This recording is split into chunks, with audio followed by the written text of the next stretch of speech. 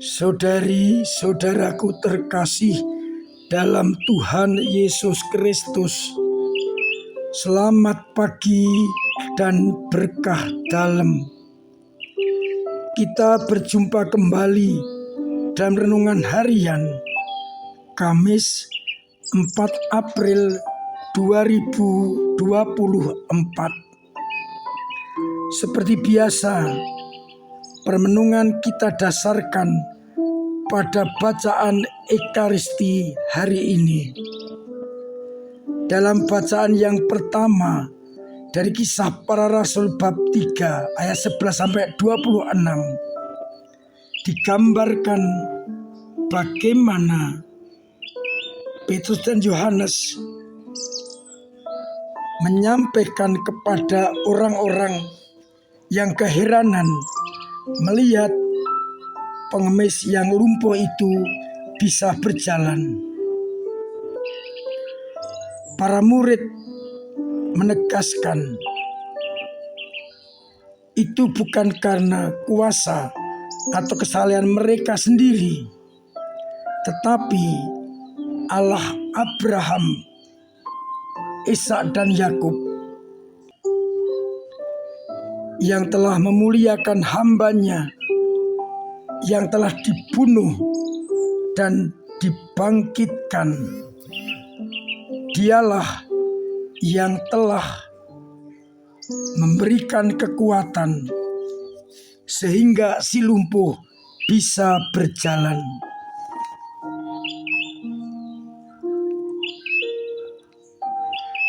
Mereka kemudian menerangkan bagaimana Yesus yang dibunuh bangkit untuk menyelamatkan umat manusia. Sedangkan bacaan Injil dari Injil Lukas bab 24 ayat 35-48, Yesus menampakkan diri kepada para murid dan menyampaikan damai sejahtera. Para murid pun terkejut dan takut, menyangka ia melihat hantu. Maka Yesus kemudian menunjukkan bekas paku pada tangannya agar mereka percaya. Dan ketika mereka belum percaya, ia minta makanan untuk dimakan agar mereka percaya dia bukan hantu tetapi Yesus Sang Guru. Kemudian Yesus menerangkan apa yang dulu pernah dikatakan, bahwa harus digenapi semua yang tertulis tentang Yesus, bahwa ia akan menderita, dibunuh, namun akan bangkit pada hari yang ketiga. Dan berita tentang pertobatan dalam namanya dan pengampunan dosa harus disampaikan kepada seluruh umat sampai ke ujung bumi, mulai dari Yerusalem. Dan para murid adalah saksi-saksinya. Saudari-saudaraku terkasih dalam Tuhan Yesus Kristus, rupa-rupanya setelah Yesus dibunuh, para murid dalam keadaan bingung, susah, berduka, kembali kepada kebiasaan mereka. Mereka lupa akan ajaran Yesus tentang anak manusia yang bersengsara, akan dibunuh namun bangkit pada hari yang ketiga.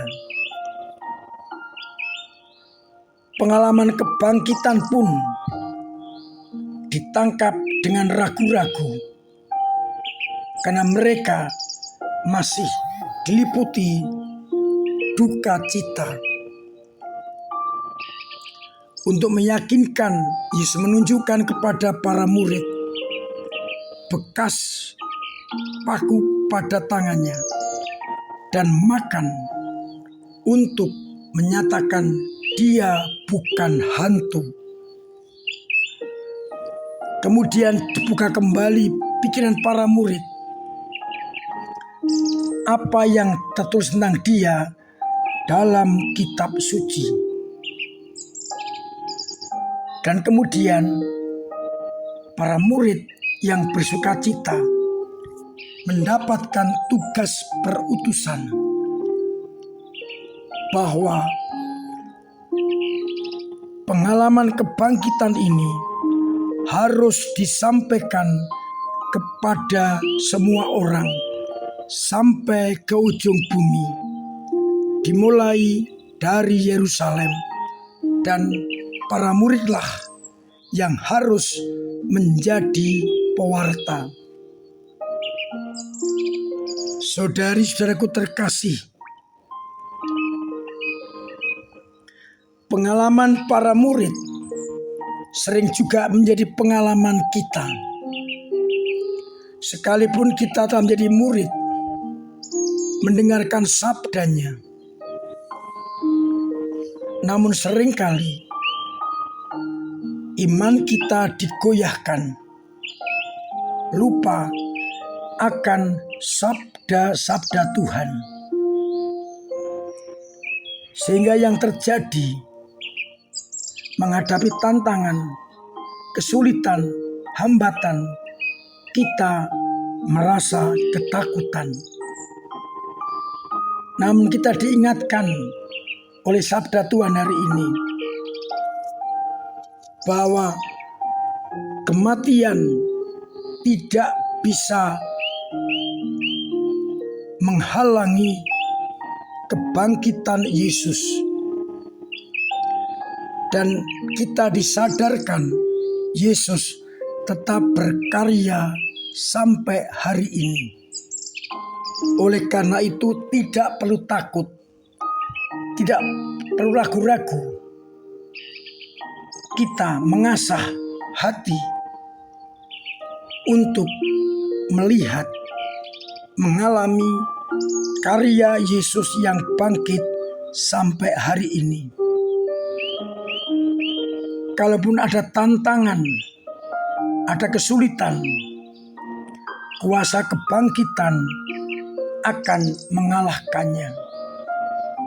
Untuk itu kita diajak kembali merenungkan kisah anak manusia yang bersengsara, wafat, namun akan bangkit, agar akhirnya dalam menghadapi tantangan apapun kita tetap dibangkitkan semangat dan iman kita.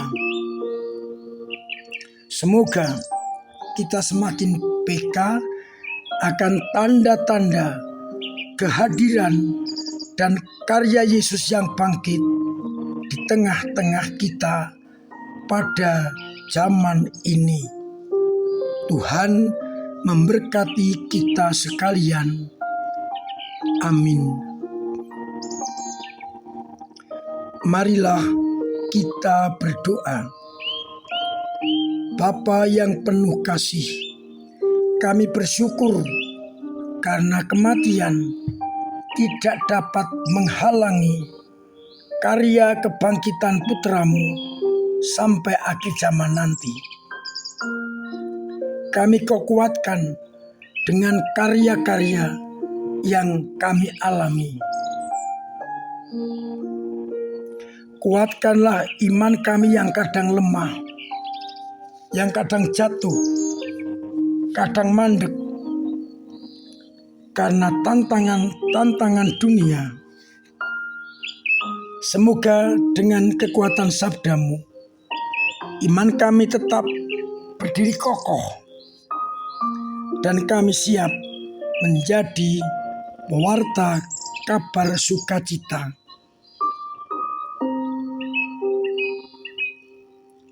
Semoga umat-Mu yang sakit Engkau sembuhkan, yang telah berpulang Engkau terima dalam pangkuan-Mu, yang punya persoalan berat Engkau ringankan,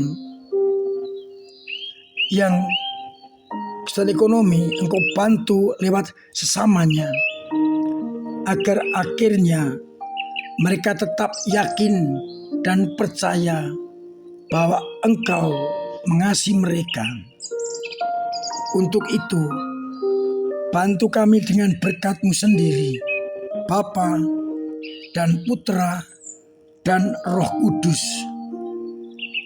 Amin. Saudara-saudaraku terkasih, tetap saya ingatkan agar menjaga, mematuhi, melaksanakan protokol kesehatan dengan baik, agar kita tetap mempunyai hidup yang sehat.